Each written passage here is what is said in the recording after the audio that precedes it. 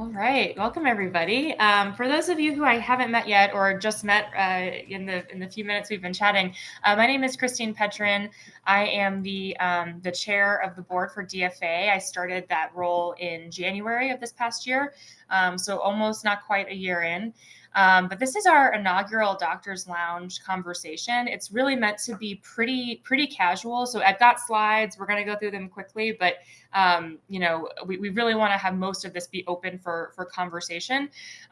So the first half of this, I'm kind of going to just really go through our slides, showcasing some of the work that we're most proud of and some of our big wins, some of the big challenges that we see and ways that we think we would love our members to get involved. And really just sort of have this be a conversation for people who are like super aware of DFA and have been involved for a long time, and also for people for whom Doctors for America is a new organization and are looking for ways to get involved with their advocacy. So my co-partner tonight is Angie Backey. I'll let her introduce herself shortly. But in addition to being the chair of the board, I'm also a MedPeds primary care physician in New York City. I work at an FQHC in East Harlem. And I work with trainees and who are at Mount Sinai. So I have a little bit of like community and academic work in my practice. Angie, why don't you introduce yourself? You bet. Thank you, Christine. My name is Angie Backey, and for the last 4 years, I've been the executive director with DFA, and I have the great fortune to lead a team of five amazing individuals who we all work remotely across the US in support of the over 27,000 physician and medical trainee advocates with Doctors for America. It's a great gig. And like most of the work that we do at DFA tonight, and the sort of premise for this whole conversation was an idea that one of our members had, sort of a suggestion that we get together more casually and talk about what the organization is doing broadly, because a lot of the time we're sort of zeroed in, like, boots on the ground, what project are we working on? And this kind of gives us an opportunity to take a breath and look at everything with more of a bird's eye view. So we're going to talk about the structure of our organization. We're going to talk about what we're doing, how we do it. We're going to talk about some of our big wins, some challenges, some of our partnerships and collaborations, along with our membership and some financial information that maybe some of you haven't seen before. Plus, we do want to make sure that we have plenty of time to answer your questions and talk about what's important to you. With that being said, let's just jump right in. So the first thing we're going to talk about are impact areas, which is probably something you've heard before. For those of you who have been with DFA for a long time, this transition to our structure happened in 2022. So we created these three impact areas that are sort of like buckets of work. It allows us to be flexible and to sort of move between impact area pretty nimbly, but it also really centers and grounds the work that we're doing within these kind of larger committees and communities. And it also allows us the flexibility to kind of pivot to our members' interests and whatever, advocacy or policy issue is at the forefront at the time. So the first one that we're going to talk about tonight is access to affordable care. And I'm going to highlight some of the work that each of our subcommittees, you can see them listed here, 1, 2, 3, 4, that they're doing. So our access to affordable care is exactly what it sounds like. We're thinking about access, the way that we pay for anything in the healthcare system, and how we receive medical care. So first up, we have our federal and state legislation and regulation committee. This is the group that works a lot on our public comments and is also sort of the group that is our primary point group for anything that the Congress is reaching out to us for, which happens pretty frequently, honestly. We've worked very closely with the Help Committee, with Senate Appropriations, and with the House Energy and Commerce Committees. They come to us asking for our support on various bills that their leaders want to bring forward. And they've also wanted our assistance and sometimes even our feedback on some of the legislation that they're working on, which always feels really nice to be able to not only go and advocate for something, but be a part of the conversations that lead to how a lot of the policies are written. We were a strong supporter of the Inflation Reduction Act, which as many of you know, was finally, among many, many things, gave Medicare the ability to negotiate prescription drug pricing. We've participated in multiple amicus briefs that around sort of the lawsuits that came as a result of the IRA being passed, of pharmaceutical companies suing because of that ability for the government to negotiate. And so that's been a really interesting piece of advocacy, and a lot more moving into some of the judicial stuff that we really hadn't done much of until the last couple of years. And that's just one example. We'll get into more a little bit later on. And you can see some of our work down here with the GREED and with our FDA task force that we're going to talk a little bit about too. But Angie, I'm going to turn it over to you to talk about our Medicaid expansion work. Absolutely. So in part of 22 and 23 and 24, we had a grant from the Kellogg Foundation to work on Medicaid expansion. And regardless of funding or not, that work still continues. We did help get Medicaid expanded in North Carolina and in South Dakota, but there are still 10 states that haven't expanded with yet. And so we continue to partner with the various coalitions. And it was interesting, last year there were several wins as far as like expanding postpartum care to 1 year. And that seemed to be sort of a precursor to full expansion for the non-expanded states. So there could be opportunities this coming legislative session in Wyoming, in Mississippi, and perhaps, dare I say, Texas. I won't hold my breath on that one, but we will continue to fight against adding work requirements, which we are doing right now in South Dakota, where I live. Other federal work that we work on includes prescription drug affordability boards. There are 11 states with PDABs right now.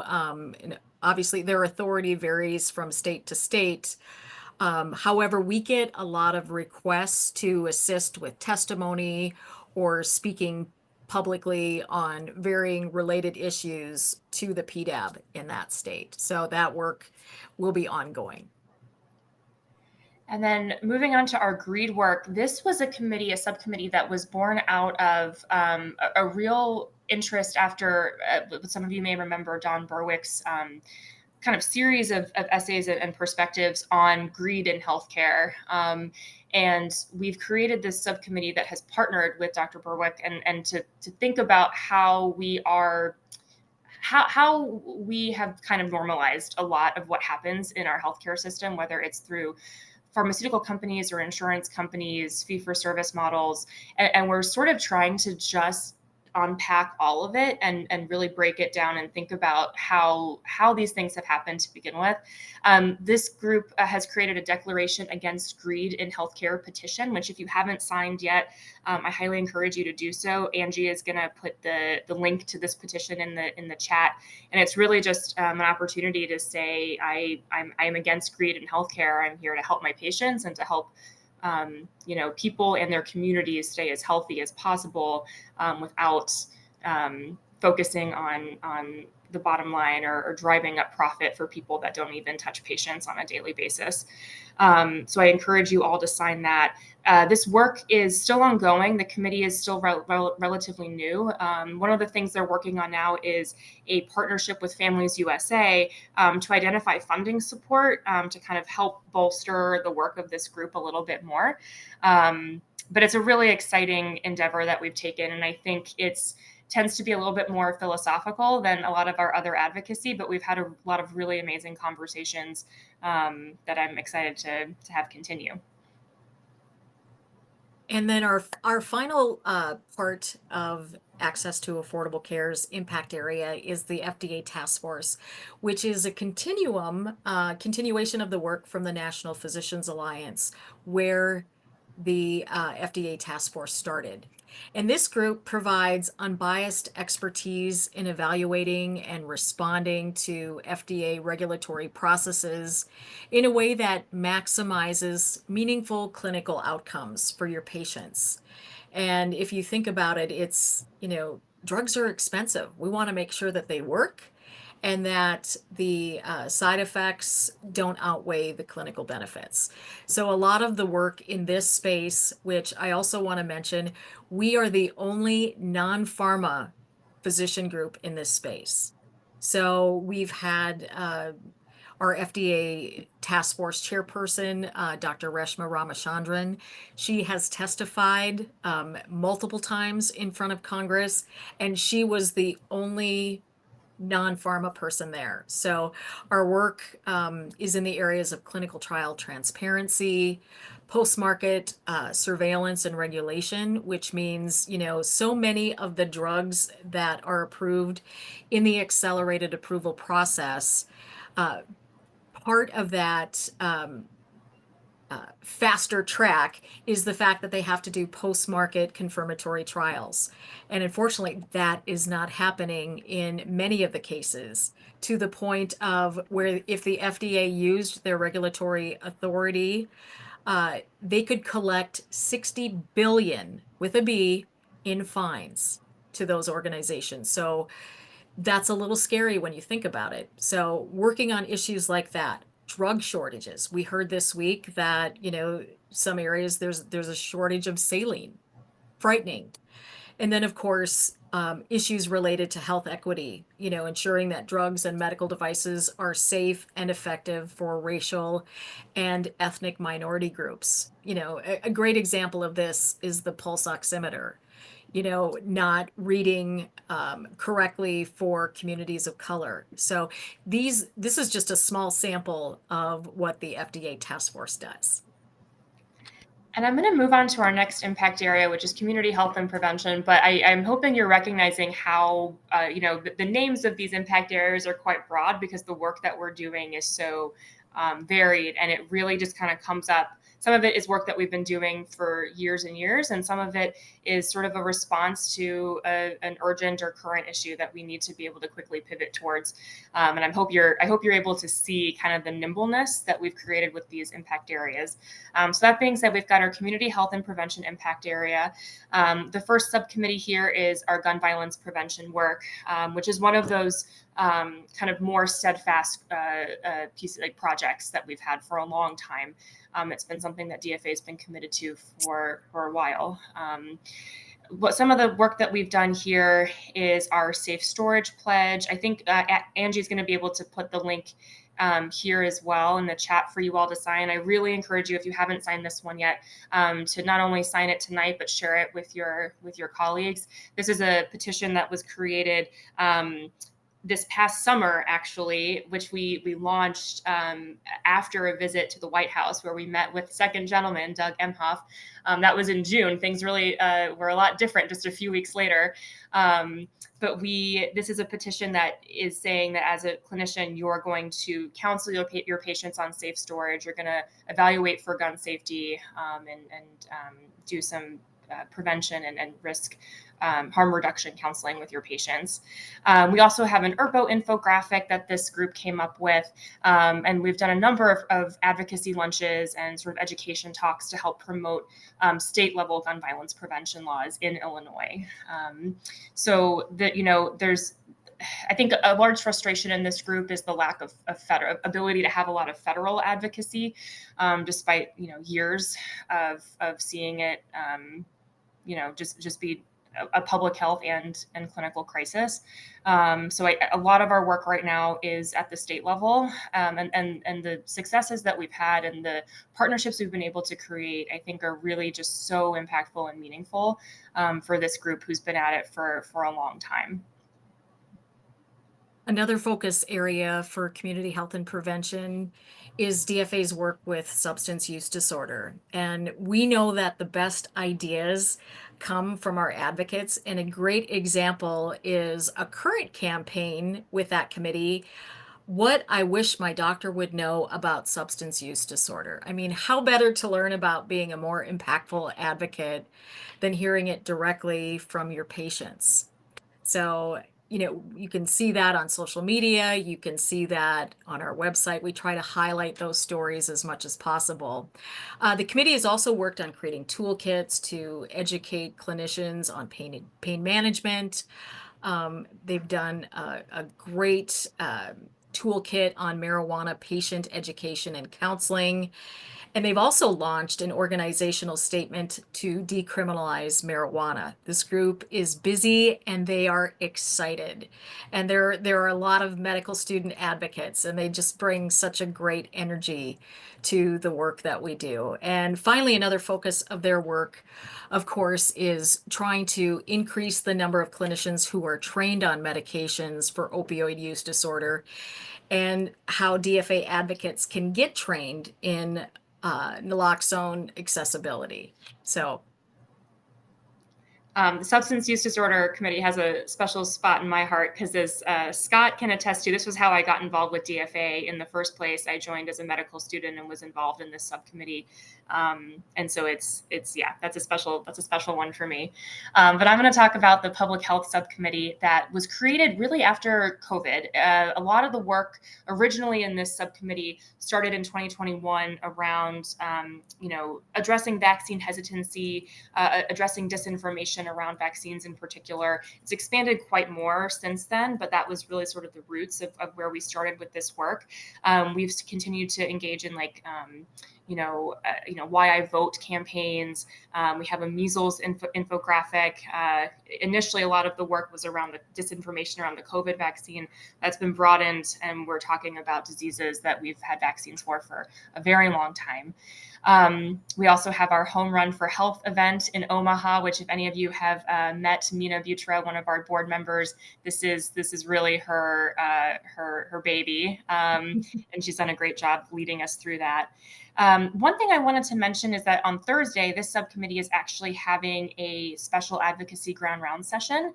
It's called Communication Contagion: How to Treat the Misinformation and Disinformation Infecting Healthcare. And I believe Angie's going to share that link in the chat. So if you'd like to register, please do. It's going to be on this Thursday, October 24th at 8 p.m. Eastern Time. And it's going to be a great conversation. I'm going to go ahead and move on to our next impact area, which is health justice and equity. And Angie, I'll let you take it away. all right. First committee that we're going to talk about in health justice and equity is our reproductive rights group. And obviously, this committee has been extremely busy this year working on abortion access, which has included multiple amicus briefs in the Alliance of Hippocratic Medicine versus the FDA case. We started at the district court level in Texas, went all the way up to the Supreme Court, back to the Fifth Circuit Court, back up to the Supreme Court.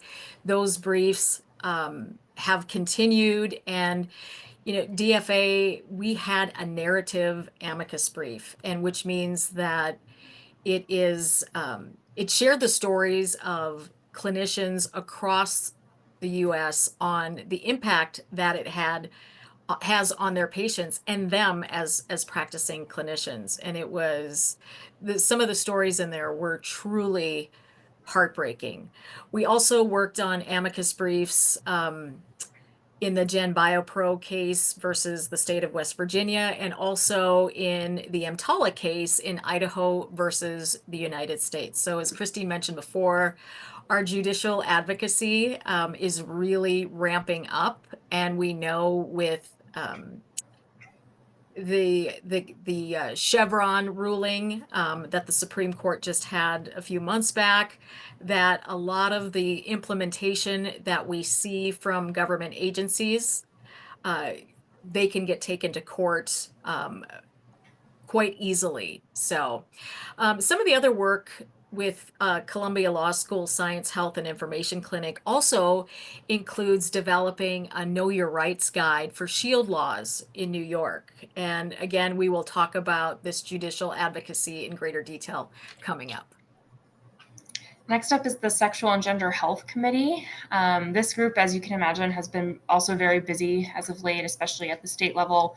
A lot of the work done in this group is to promote gender-affirming care, to advocate, often, unfortunately, against policies at the state level that are anti-trans and particularly burdensome for our LGBTQ population and our pediatric population. So they've been really really helpful there. And then we also have some, they've created sort of a list of, you know, like tools to hand out that you can take on your own. Like you don't have to be a part of this group to care about this issue and see something happening in your state. So we've created talking points and education programs that you can look at and watch on demand, take, and then utilize in your city, in your state, or wherever you're seeing this issue impact your community. One other quick thing I want to talk about the final committee at Health, Justice, and Equity. You might be thinking, well, what is that? This committee works on issues in regard to immigrant health justice and also trauma-informed care. So we've talked about how, sometimes having that law enforcement presence in our hospitals and clinics is really important from a safety aspect, but it's also very difficult for many patients from that trust and trauma aspect. So really working on events and educational resources that will help all of our advocates effectively advocate for those individuals in those spaces. So these were just a few of the highlights of our work that's currently being done throughout all of the impact areas. This is like a celebration slide, and this will give you just a little bit of a taste of what our annual 2024 DFA Impact Report will look like. But if you start in the upper left-hand corner, you will see DFA advocates at the FDA, where they just met with the FDA's Chief Medical Officer, Dr. Hilary Marston, discussing post-market surveillance studies and FDA advisory committees. The picture with the individuals with the sign sort of on the upper center of the page, that is DFA advocate Dr. Cheryl Hamlin. And what's really interesting about Cheryl is she is an OBGYN in the Cambridge, Massachusetts area. But for the prior to Dobbs being overturned, Cheryl traveled to the Jackson Women's Clinic in Dobbs versus Jackson as an abortion provider for 5 years. And so she was part of our amicus brief. You see Cheryl there now. This was back in March during the day where they had the oral arguments in the Alliance of Hippocratic Medicine case. And so she is rallying the crowd on the importance of access to mifepristone. I'll keep us moving along. I think Angie's going to skip over this awesome photo of her with Dr. Vivek Murthy, who's the current Surgeon General and one of the founders of Doctors for America. And then I'll brag about myself a little bit. This is me earlier this year.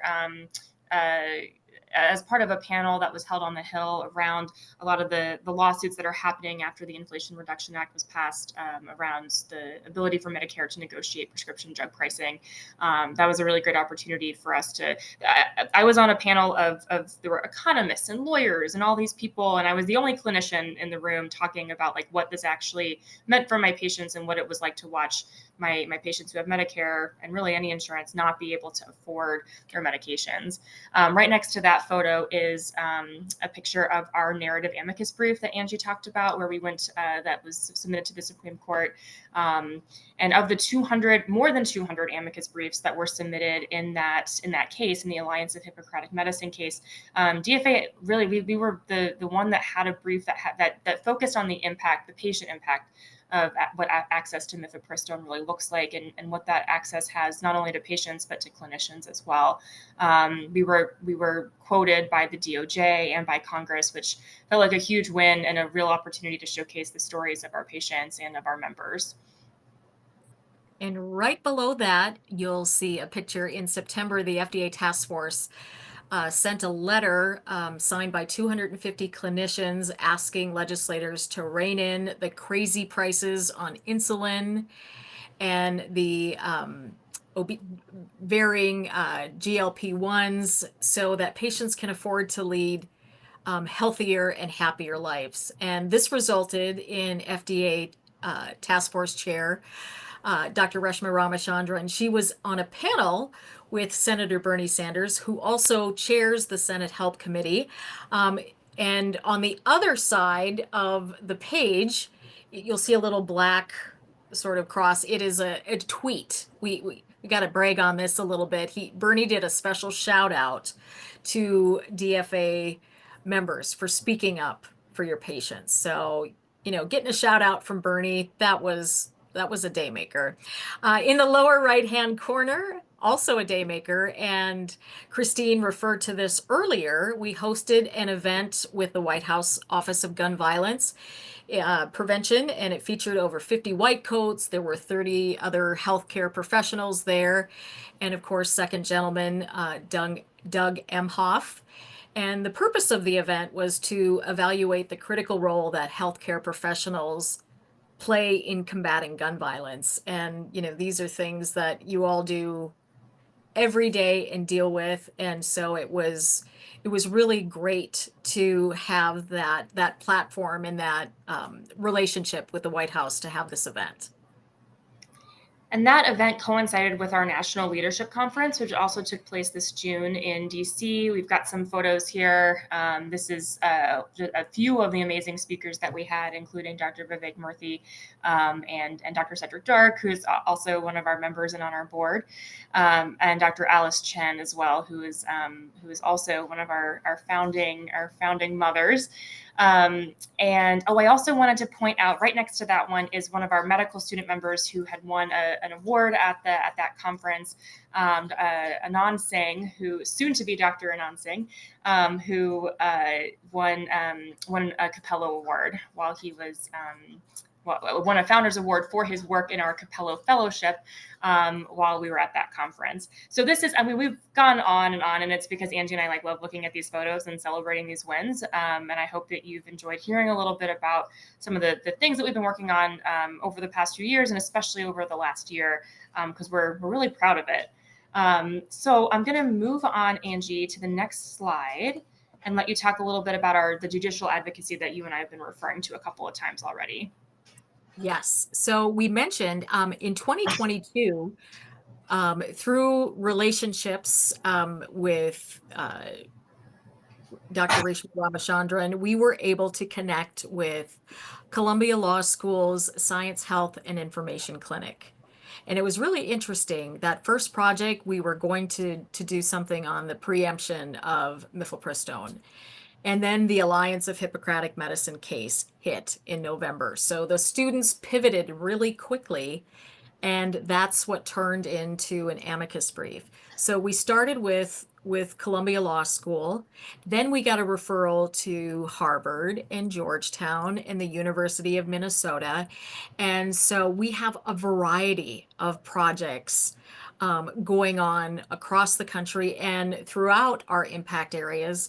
So it is really wonderful to be able to give advocates the opportunity to connect in this way, especially since so much of healthcare policy is being settled in the court system. So Georgetown, for example, right now Columbia Law did a Know Your Rights Guide for Shield Laws in New York. They are doing one for us for the state of Massachusetts. And so we are hopefully going to be getting one for all of the bigger states. Illinois would be next, certainly because they are sort of what's called an island surrounded by states with abortion bans. The University of Minnesota, their focus in their law school program is on gun violence prevention. So we are looking at ways, if there is a possibility of us perhaps waging a lawsuit on the moral injury to physicians because nothing is being done to combat gun violence. So there's going to be a lot of research needed before we can move forward on that. And then Harvard Law School, that is probably our newest relationship, and they have a cyber law clinic. And so we'll be working on Oh, sorry, I messed those up. Georgetown has the Know Your Rights Guide for Gender Affirming Care, and Harvard has the one on the Know Your Rights Guide for Massachusetts. But long story short, judicial advocacy is a new avenue of advocacy, and we will continue to look at ways to support our impact areas and their work and try to do things in a deeper and more meaningful way. I want to spend a little bit of time talking about our partnerships. Many of you may have heard of the Reproductive Health Coalition, which is a coalition that DFA not only is a part of, but really is spearheading and leading. There's over 120 organizations involved. It was co-founded by us and the and AMWA, American Medical Women's Association, and it's really, I think, in addition to this work where we have these, where we were able to sort of pull these partners together from across the country, we're really expanding a lot of our partnerships and a lot of our collaboration with other groups. I'm going to refer to my notes now because the list is just that long. We're partnering with Families USA, Center for American Progress, the Committee to Protect Healthcare, Lawyers for Good Government, the Committee of Interns and Residents, Democracy Forward, and really countless others. As our organization has grown and our footprint has grown, it's been wonderful to meet from the law students on the last slide to all these groups that we're working with here. It's been a really great opportunity to collaborate and kind of team up with a lot of other advocates around the country. All right, this is our membership program. And if you've been with, DFA has been around for 15 years. 3 years ago, we talked about, how can we try to come up with some sort of level of funding that we can count on, that's not grant related, and that we can grow and provide value added services. And so we created a paid sustaining member. You've heard me tonight talk about advocates, so which is a little different than when we say DFA members. So everyone on our mailing list are DFA advocates. Now, when we say DFA members, this is a DFA member. So paying a small fee to help support the organization, and in exchange, you get a minimum of 12 continuing medical education credits a year. We've got a great content library. We are working with a variety of organizations to build different discounts and value added, and then also just members only access to a variety of events. Dr. Eric Fetke, I saw, was on this call, and he was our guest speaker at our first members only event. So it is really a wonderful opportunity to help support the organization in a special way, but also get something in return for it. And if you look there, Audrey Safman, who is our fabulous membership specialist, shared a discount code tonight. So if your membership is renewing, you can, or you're a new member rather, you can use that Doctor's Lounge and get a discount. I want to talk about something that we talk a lot about on the board level, and we've shared with our impact area leaders, usually on a yearly basis, but we haven't really shared much of this information with you, with our members before, and we wanted to take a moment to do so. I really wanted to show you that overwhelmingly, the majority of our funding comes from grants, and our largest funders right now are the Arnold Venture Foundation and the Collaborative for Gender and Reproductive Equity. You can imagine that with those grants, it's often very difficult to direct dollars into kind of our normal overhead and just sort of keeping our staff and exploring new projects as things come up. So really, the majority of this is coming from grants, and we would really like to change sort of the proportion of this pie a little bit, and have a lot more coming certainly from donations, but also from our membership revenue, which is why it's so important that we, if you are a member, that you encourage the other folks who are advocates and who are DFA advocates to become DFA members. That being said, we do generate a lot from donations, so we appreciate everyone's support, especially if you've given in the past. Just last last year we raised $79,000 in support from our advocates. This year, our goal, we're always trying to improve. So our goal this year is for $100,000 by the end of this year. In 2023, our membership revenue was about $28,000, and our goal for this year is $50,000. And then our National Leadership Conference also brings in a small proportion of that as well.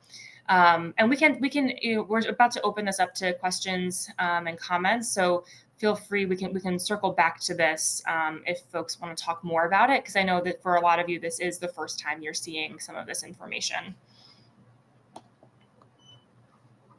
And what you see in front of you is just a simple QR code. You can donate, you can become a member if you're not. And we just invite you all to come off mute, share any comments or concerns. If you feedback, questions, we would love to hear from you. And if you want to use the raise your hand feature, we can call on people.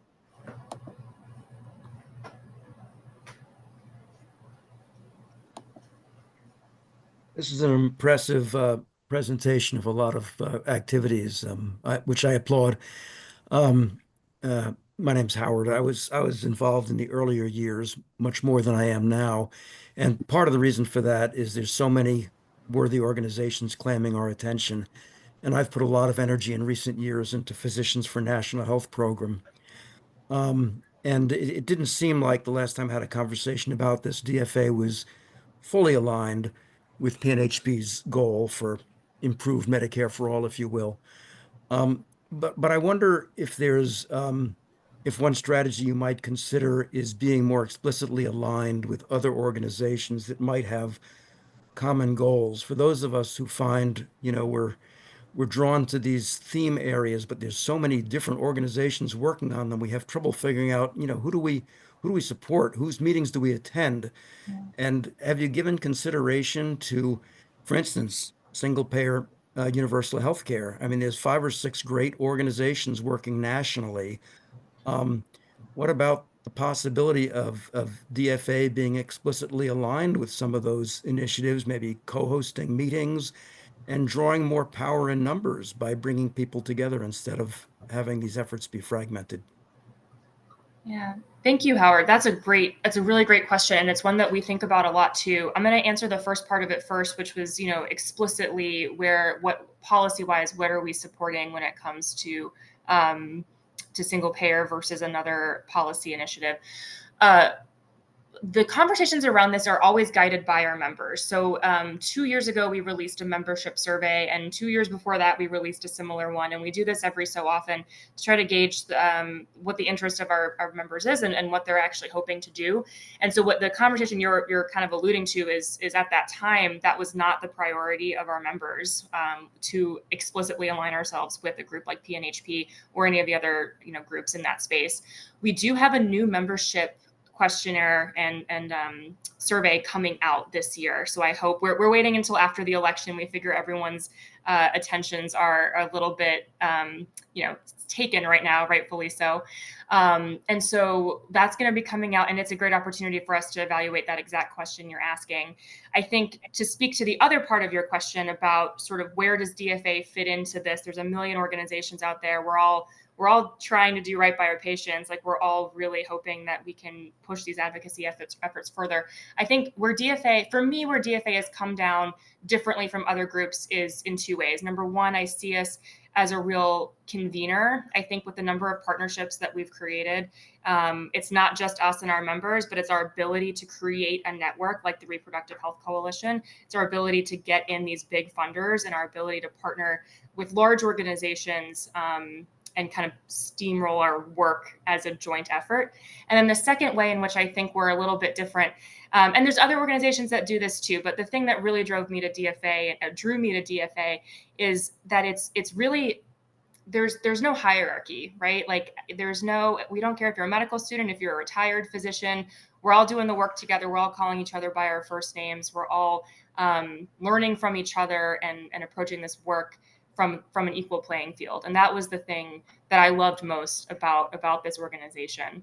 So I hope that answers your question, and it's a great opportunity. Thank you for letting me remind you all that once you get that email in your inbox about our membership survey, please fill it out. Please, if you've got strong feelings about what DFA should be focusing its attention on, like that's the chance to really have that voice heard, and for us to pivot our projects and our energy into what you value most. Howard, I can share that we have worked, we are working much closer with PNHP as it relates to our GREED work. We had Ed Weisbart last month did a wonderful presentation on Medicare Disadvantage, as he likes to call it. And so we are continuing to, explore, different ways to partner with those other organizations as well. Good. Thank you. Jeffrey. Jeffrey has his hand.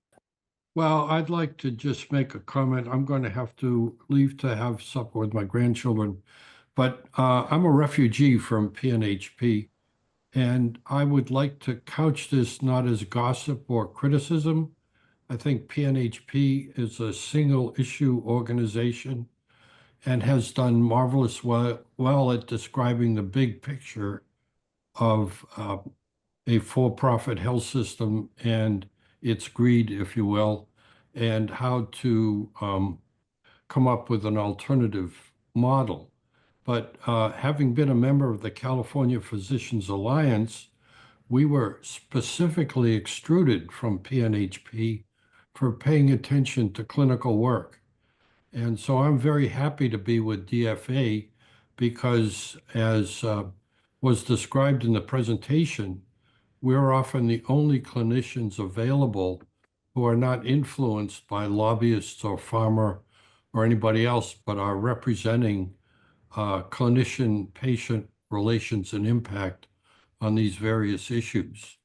And PNHP has studiously and vociferously avoided the clinical perspective, for which that's why I left and why I'm actively involved here. Having said that, I just am bowled over by all this work in all the different subject areas. And I would say, as a capitalist, your return on investment of less than $1 million is superb, and everybody who reads the Wall Street Journal should be jealous.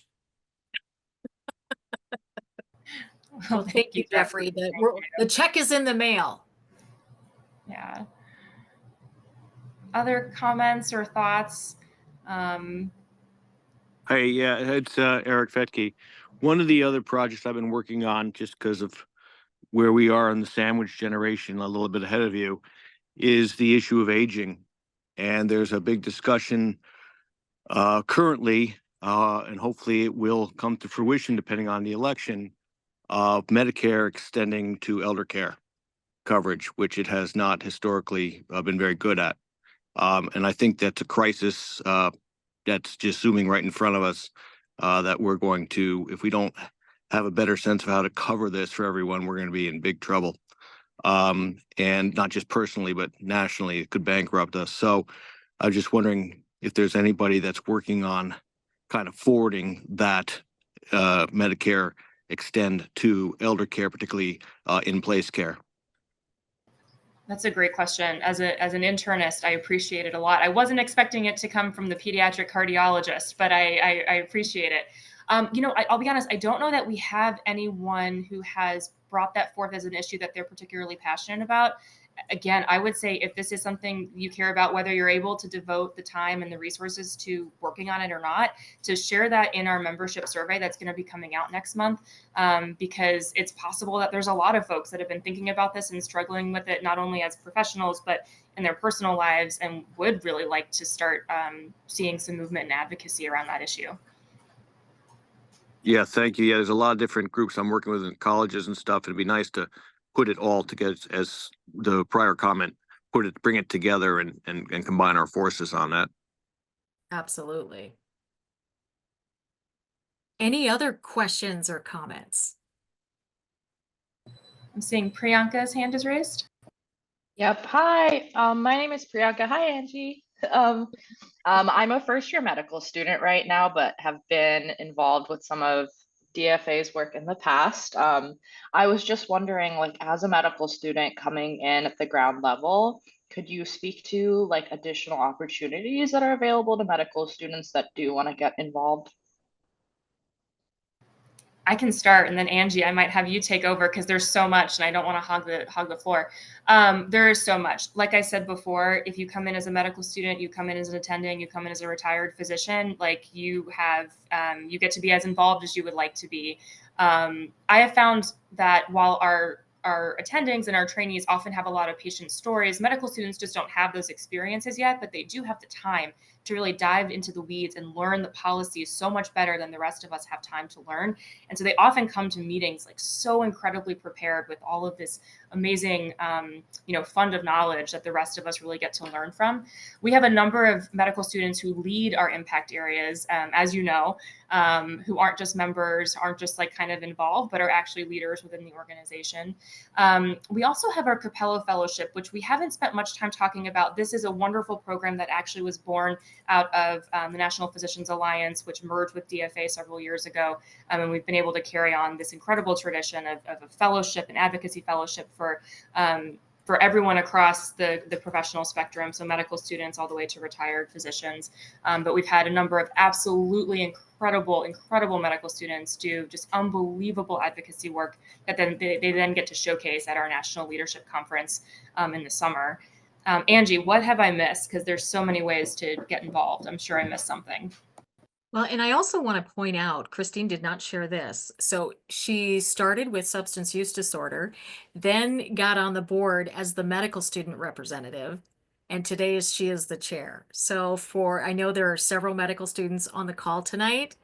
So, I mean, this is your place to learn and to get as much out of as you can. And so the board is not top down. It is really bottom up and what you all want to do. So, and a great example of that in relation to medical students is there were 3 medical students from the University of Washington that came to the National Leadership Conference. And that was their first like real exposure with DFA, and they are on fire. So they came back, and we have a medical student advocacy series that actually starts next Tuesday on the 29th. And Audrey is going to put the link in the chat for that. That's on electoral advocacy. So, to your point, if you have something that you want to do, bring it up in your meetings, bring it up to an impact area. I'd be happy to visit with anyone. One of my favorite parts of this job is just to connect one-on-one with anyone and just to learn about your advocacy journey, how you got to where you're at and where you want to go. Because that's what we do. The DFA team, we are here to remove barriers and to make advocacy enjoyable, because you do so much, and then you get on a call because you care about gun violence or gender affirming care or whatever it is. And so again, we want to make it easy and fun. Thank you. You bet.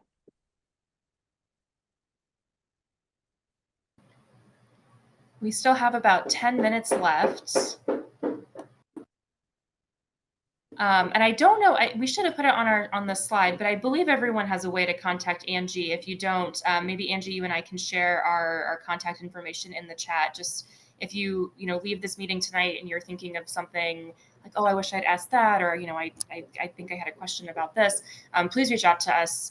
We really want to make sure that if you have something percolating in your head, that we're bringing it out into fruition and either kind of making the work that we're already doing better or adding new work to our portfolio.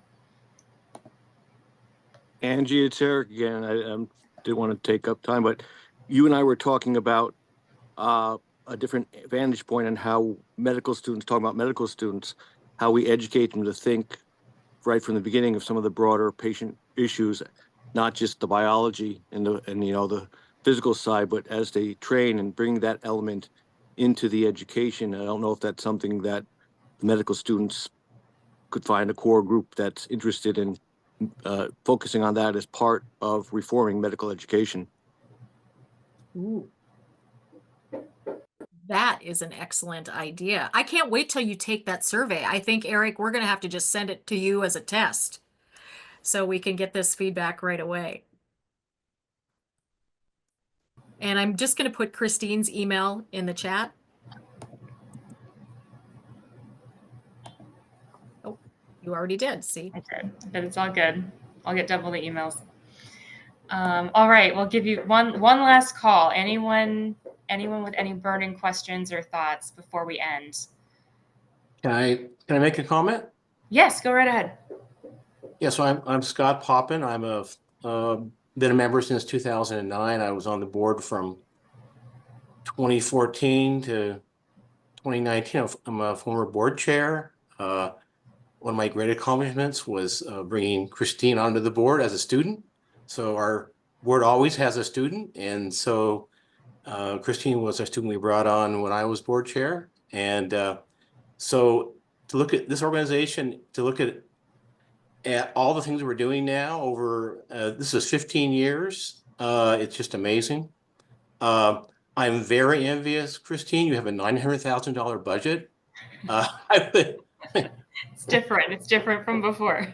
I remember when we had $15,000 in our bank account when I became board chair. So this is a much great improvement, and that's thanks to Angie's. And Angie has tripled the budget. I know that since she came on. So that's a great testament to her. You know what I love about this organization? If you look at all the things we're doing, you go, well, why are we doing all those things? A lot of them don't even connect together. But the reason is as opposed to most nonprofits that do advocacy, where the board and the board sets the mission and the vision, and then the staff designs the programs and implements the programs.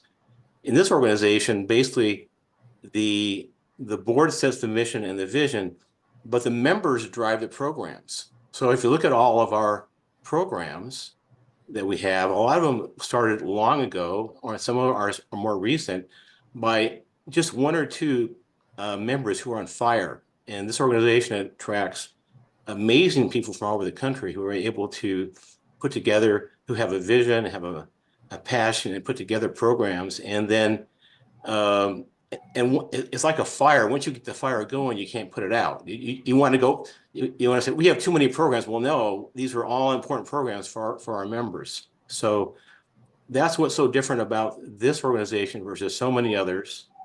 And so thank you for doing this presentation. I wish I had thought of this years ago. So this is wonderful. Thank you so much, Thank Scott. Dr. Jim Scott.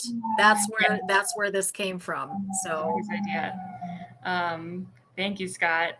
And I do want to say, you know, our members, they're incredible. Angie has been absolutely incredible. Working with her has been the best. We do have 3 staff members who are on the call tonight that I need to shout out, because without them, none of this would happen. We've got Audrey, Keisha, and Sophia.